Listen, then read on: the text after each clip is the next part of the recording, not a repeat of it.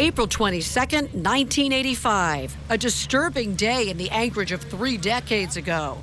Shocking, not only because of a triple murder, but also because of the target, a well-known Anchorage pioneering family, the Facios. My grandparents, this was their business anniversary. Yeah, this was actually like 2 months before they died. 69-year-old Tom ran a long-time plumbing business. He, along with his 70-year-old wife, Ann, and her 76-year-old sister, Amelia Elliott, all killed in a home invasion, execution style. They just were eating dinner, and they were senselessly slaughtered for no reason at all, because they answered the door to help somebody. And these sisters, Tamara Linhart and Cindy Arnold, say they later learned that the day they got the tragic news about their grandparents and great-aunt was only the beginning. Tamara said it, I've said it. Their sentence becomes your sentence.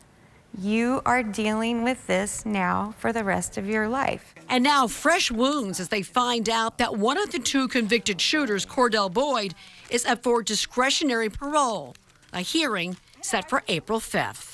Boyd was 19 at the time when he and his 14-year-old girlfriend, Winona Fletcher, killed the family during a burglary spree, what the sisters call a calculated crime. When we sat through the trials and listened to all the phone calls of them bragging and laughing and proud of what they did. And for this, Fletcher was sentenced to 297 years, later reduced to 135, so she'd be eligible for parole at 60.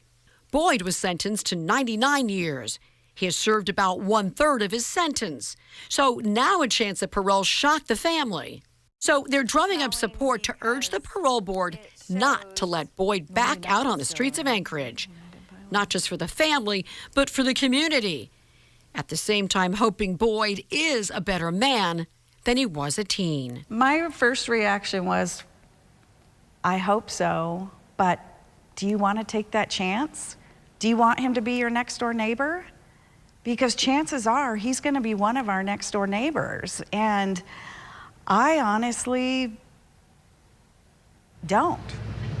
Some of the factors the family hopes will be taken into account before the parole board decides if Boyd should soon be on the outside of these walls. This was an old one on the Turnagain Arm. A family that also wants it taken into account, above all, the 3 trusting elders who simply let in someone seeking help, and up until the very end, Ann praying for both teens. She was on her knees praying for God's forgiveness, that they didn't know what they were doing before she was killed. As the family stresses, they want Tom Facio, his wife Ann, and Ann Amelia to be remembered not as victims, but for the lives they lived.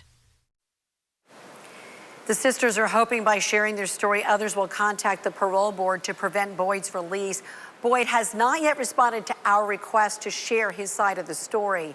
As for how he's been doing since he's been in prison, well, according to these court documents, DOC documents, Boyd has been found guilty of 26 disciplinary actions, about a dozen of those drug-related. There was also a weapons violation for hiding a spoon with a sharpened end. The parole hearing is set for April 5th. We'll be right back.